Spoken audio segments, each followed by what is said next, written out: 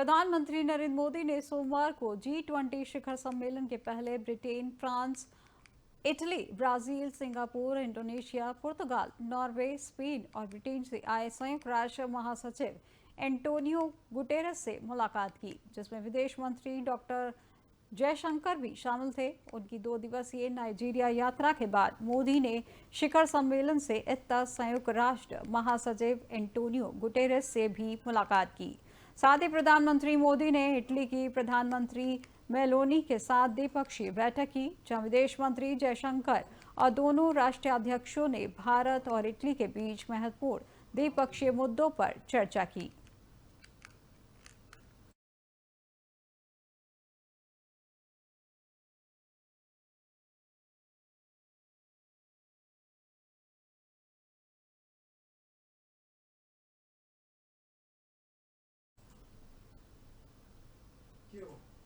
झारखंड के संताल परगना की सभी 18 सीटों पर 20 नवंबर होने वाला चुनाव काफी दिलचस्प होगा, जहां पाकुड़ को छोड़कर सभी सीटों पर सीधी लड़ाई होगी। जहां पाकुड़ में त्रिकोणात्मक लड़ाई हो सकती है, जहां संताल परगना में पिछले चुनाव के मुकाबले इस बार थोड़ा बहुत उलटफेर की संभावना बनती हुई दिखाई दे रही है। संताल में पाकुड़ से आजसू और बाकी सीटों पर बीजेपी ने प्रत्याशी उतारा है। वहीं इंडी की कांग्रेस पार्टी ने जरमुंडी, महगमा, पौड़ेयाहाट और पाकुड़ को जामताड़ा सीट से उम्मीदवार को मैदान में उतारा है, जबकि राजद के खाते में देवघर और गोड्डा सीट है।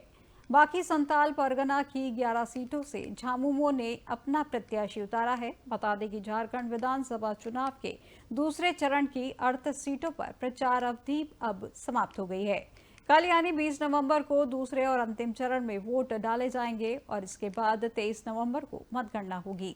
वहीं कल होने वाले विधानसभा चुनाव को शांतिपूर्वक और निष्पक्ष माहौल में संपन्न कराने को लेकर पुलिस प्रशासन पूरी तरह से अलर्ट हो गई है।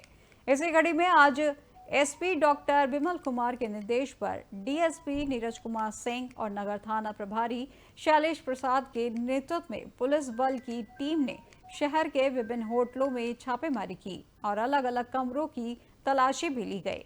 इस दौरान होटलों में रुकने वाले विभिन्न राजनीतिक दल के नेताओं से संबंधित जानकारी इकट्ठा की गई और इसकी सूची भी ली गई।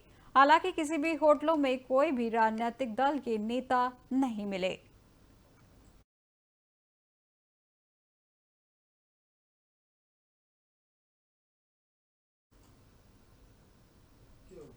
महाराष्ट्र में होने वाले विधानसभा चुनाव प्रचार अब खत्म हुआ है, जहां 20 नवंबर को महाराष्ट्र की सभी 288 सीटों पर मतदान होगा। बीजेपी और कांग्रेस दोनों तरफ से आरोप प्रत्यारोप का दौर जारी है, लेकिन महाराष्ट्र की जनता पीएम मोदी के एक हैं तो सेफ है के नारे पर या फिर राहुल गांधी द्वारा इस नारे की व्याख्या पर भरोसा करती है। ये 23 नवंबर को पता चलेगा, जहां महाराष्ट्र चुनाव में अब तक पीएम मोदी के एक है तो सेफ है नारे के सामने बैकफुट पर नजर आ रहा है।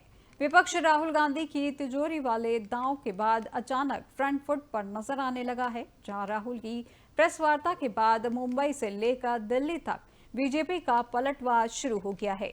पहले सफेद चादर से ढकी तिजोरी दिखाई, फिर तिजोरी खोली और 2 पोस्टर निकाले, जहां उद्योगपति गौतम अडानी के बहाने राहुल गांधी ने प्रधानमंत्री नरेंद्र मोदी पर सीधा हमला बोला है।